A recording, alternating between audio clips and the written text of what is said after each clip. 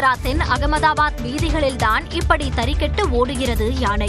அங்குள்ள ஜெகநாதர் ஆலயத்தின் தேர் திருவிழாவையொட்டி 6 யானைகள் அலங்காரத்துடன் அணிவகுத்து வந்தன. அப்போது அதிக சத்தத்துடன் பாடல் ஒலித்ததாக கூறப்படுகிறது. இதனால் மிரண்ட யானை ஒன்று வீதிகளில் தாறுமாறாக ஓடியது.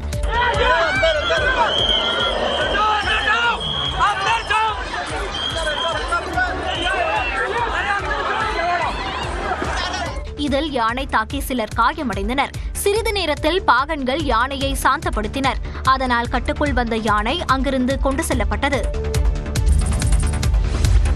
2026 சட்டமன்ற தேர்தலில் தமிழ்நாட்டில் தேசிய ஜனநாயக கூட்டணி ஆட்சி அமைக்கும், அதில் பாரதிய ஜனதா அங்கம் வகிக்கும் என்றும் மத்திய உள்துறை அமைச்சர் அமித்ஷா தெரிவித்துள்ளார். நாளிதழ் ஒன்றுக்கு பேட்டியளித்த அவர், அதிமுகவில் பிரிந்து சென்றவர்களை ஒன்றிணைக்க தான் எந்த முயற்சியும் மேற்கொள்ளவில்லை என்று கூறியுள்ளார். அக்கட்சி விவகாரங்களை அவர்களை முடிவு செய்து கொள்ள வேண்டும் என்றும் அமித்ஷா கூறியுள்ளார்.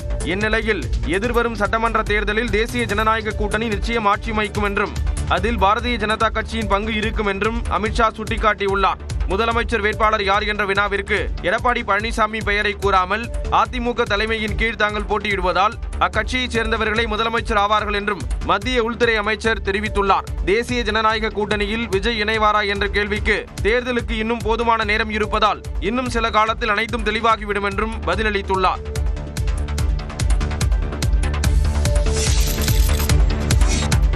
இந்தி யாருக்கும் எதிரி இல்லை என்றால் தமிழும் அப்படித்தான் என்பதை உணர்ந்து அமித்ஷா தமிழ் கற்றுக்கொள்ள வேண்டும் என்று திமுக துணை பொதுச் செயலாளர் கனிமொழி பதிலடி கொடுத்துள்ளார். சென்னை விமான நிலையத்தில் செய்தியாளர்களிடம் பேசிய அவர், தென்னிந்திய மொழிகளில் ஏதாவது ஒன்றை கற்றுக்கொள்வதுதான் தேசிய ஒருமைப்பாட்டிற்கு நல்லதாக இருக்கும் என்று குறிப்பிட்டார். அவர்கள் தமிழ் கற்றுக்கொள்ளட்டும். எத்தனை பேர் தென்னிந்திய மொழிகளில் ஏதாவது ஒன்று கற்றுக்கிட்டு இருக்காங்க. ஏதாவது ஒன்று கற்றுக்கிட்டோம், அதுதான் உண்மையான நேஷனல் இன்டகிரேஷனாக இருக்கும். தமிழ்நாட்டில் பெரியாரையும் அண்ணாவையும் விமர்சித்தால் அங்கீகாரம் கிடைக்கும் என்று நினைத்தால் ஏமாந்து போவார்கள் என்று கூறினார். தமிழ்நாட்டிலே அவர்களுக்கு ஒரு அங்கீகாரம் கிடைக்கும் என்று நினைக்கக்கூடியவர்கள் நிச்சயமாக ஏமாந்துதான் போவார்கள். அவங்களுக்கு எந்த இடத்துலையும் தமிழ்நாட்டில் மக்கள் அவர்களை ஏற்றுக்கொள்ள மாட்டார்கள். அண்ணாவை விமர்சனம் செய்ததை கண்டிக்காததற்கு அதிமுக வெட்கி தலைகுனிய வேண்டும் என்றும் கனிமொழி எம்பி சாடினார். 2026 ஆண்டு சட்டமன்ற தேர்தலில் தமிழ்நாட்டில் தேசிய ஜனநாயக கூட்டணி ஆட்சி அமைக்கும் என மத்திய அமைச்சர் அமித்ஷா பகல் கனவு காண்பதாக அமைச்சர் ரகுபதி தெரிவித்துள்ளார். அமித்ஷா என்ன திமுக ஆட்சி அமைக்கும்னா சொல்லுவார், அவர் ஏடிஎம்கே ஆட்சி அமைக்கும்னா சொல்லுவார். ஆனால் அவர் பகற்கனவு கண்டு கொண்டு தூங்கி கொண்டு சொல்லுகிறார். தமிழகத்தினுடைய கள நிலவரம் அவர் தெரிந்து கொள்ளவில்லை.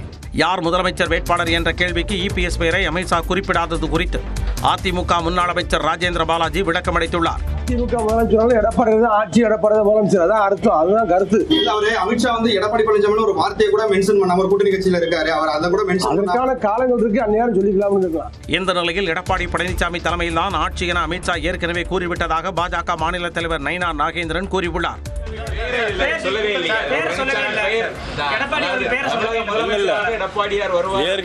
இன்னைக்குள்ள பேசக்கூடாது, அன்னைக்கே அமித்ஷா அவருடைய தலைமையில் ஆட்சி அமையும் சொல்லியிருக்கிறார். கூட்டணி ஆட்சி குறித்து அமித்ஷாவும் எடப்பாடி பழனிசாமியும் முடிவெடுப்பார்கள் எனவும் நயினார் நாகேந்திரன் தெரிவித்தார்.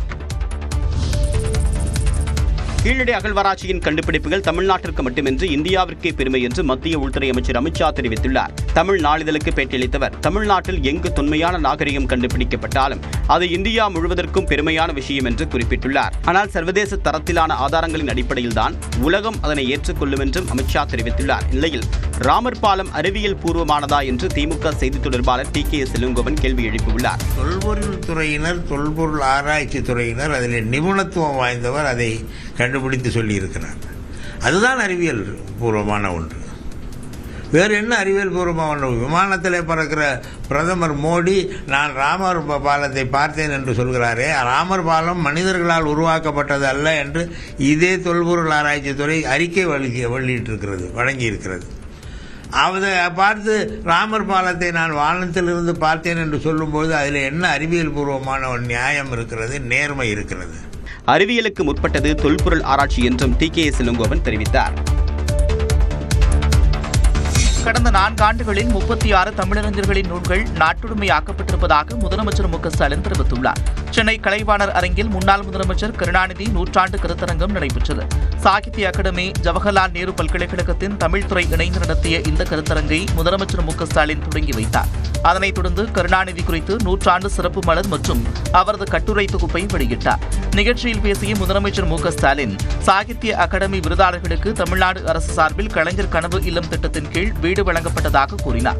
கனவு இல்லம் திட்டத்தினுடைய நீட்சியா சாகித்ய அகாடமி மொழிபெயர்ப்பாளர் விருது பெற்றவர்களும் கனவு இல்லம் வழங்கப்படும் அறிவிக்கப்பட்டு இதுவரை 10 மொழிபெயர்ப்பாளர்களுக்கு கனவு இல்லம் வழங்கப்பட்டிருக்கு என்பதை மகிழ்ச்சியோடு நான் தெரிவித்துக் கொள்ள விரும்புகிறேன். இந்தியாவில் எந்த மாநிலத்திலும் இப்படிப்பட்ட திட்டம் இல்லைன்னு சொல்லத்தக்க வகையில் இதனை நாம் செயல்படுத்தி இருக்கிறோம். இதுக்கெல்லாம் ஒரே நோக்கம், படைப்பாளிகளை அவங்க வாடுகிற காலத்திலே போற்றணும் என்பதுதான்.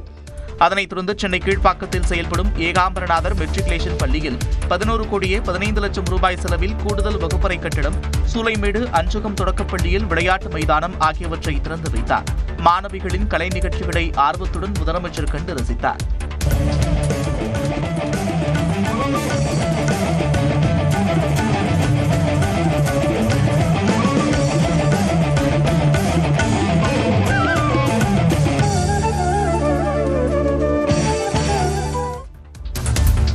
சென்னையில் நடைபெற்ற விழாவில் திமுக அரசை ஆதீனங்கள் பாராட்டினர்.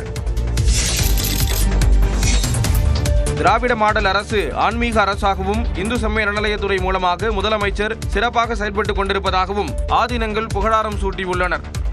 எல்லோரும் சொல்லுகிறார்கள் திராவிட மாடல் அரசு என்று. சற்று அதை மாற்றி சொல்ல வேண்டும், இது ஒரு ஆன்மீக அரசு என்று.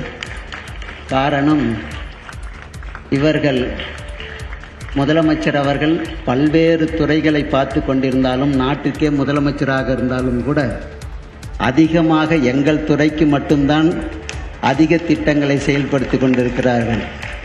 இன்றைக்கு கல்லூரி முதல் தொடக்கப்பள்ளி வரை அத்தனை கல்வி நிறுவனங்களிலேயும் தன்னுடைய கவனத்தை முழுமையாக செலுத்தி கொண்டிருக்கிறார்கள்.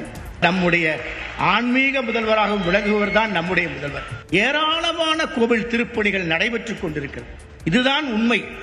இந்த உண்மையை மிகச்சிறப்பாக ஆன்மீக பணியை ஆற்றிக் கொண்டிருக்கிற முதல்வர் அவர்களை பாராட்டுகிறோம். ஏழைக்கு எழுத்தறிவித்தல் கோடி புண்ணியம். எது கோடி புண்ணியம்? ஏழைக்கு பாரதி சொன்னார். அதை நிறைவேற்றி காட்டுகிறவர் நம் முதல்வர் அவர்கள். எட்டாக்கனியாக இருந்த கல்வியை எல்லா பிள்ளைகளின் கைகளிலும் பறித்துக் கொடுத்த அன்புக்குரிய முதல்வர் அவர்களை நாம் பாராட்ட கடமைப்பட்டிருக்கிறோம். கிட்டத்தட்ட 6000 ஏக்கருடைய மதிப்பு 6000 கோடி ரூபாய் சொத்தை இந்த அரசு இந்த அறநிலைத்துறை மூலம் கையப்படுத்தியிருக்கின்றார். இப்படி பல்வேறு வகையிலே இந்த அறநிலையத்துறை சட்டம் என்பது பல்வேறு நிர்வாகங்கள், திருக்கோயில்கள் எல்லாம், திருமணங்கள்லாம் நிர்வாகம் செய்வதற்கு உறுதுணையாக இருக்கின்றது. இதுவரைக்கும் சுதந்திரம் ஏற்பட்ட பிறகு அரசு விழாக்களில், அதுவும் குறிப்பாக அறநிலையத்துறை விழாக்களில் இவ்வளவு ஆதீனங்களை ஒவ்வொரு விழாக்கும் யாரும் கூப்பிட்டது கிடையாது. ஒவ்வொரு விழாவாக இருந்தாலும் அவர்கள் முதல்வர் அவர்கள் யாராவது ஒரு ஆதீனம் வர வேண்டும், அவருடைய ஆசையோடு நடைபெற வேண்டும் என்று எங்களை எல்லாம் எப்படியாவது அவர்கள் அழைத்து அதை செயல்படுத்திக் கொண்டிருக்கின்றார்கள். தமிழக முதலமைச்சர் மு க ஸ்டாலின் தலைமையில் இன்று திமுக மாவட்ட செயலாளர்கள் கூட்டம் நடைபெறுகிறது. இது தொடர்பாக திமுக பொதுச் செயலாளர் துரைமுருகன் வெளியிட்டுள்ள அறிக்கையில், இன்று மாலை 6 மணி அளவில் முதலமைச்சர் மு க ஸ்டாலின் தலைமையில் திமுக மாவட்ட செயலாளர்கள், நாடாளுமன்ற, சட்டமன்ற உறுப்பினர்கள், சார்பு அணி செயலாளர்கள், தொகுதி பார்வையாளர்கள் கூட்டம் காணொலி காட்சி வாயிலாக நடைபெறும் என அறிவிக்கப்பட்டுள்ளது. கூட்டத்தில் மாவட்ட செயலாளர்கள், நாடாளுமன்ற, சட்டமன்ற உறுப்பினர்கள், சார்பு அணி செயலாளர்கள், தொகுதி பார்வையாளர்கள் அனைவரும் தவறாமல் கலந்து கொள்ளும்படி கேட்டுக் கொள்வதாக கூறப்பட்டுள்ளது.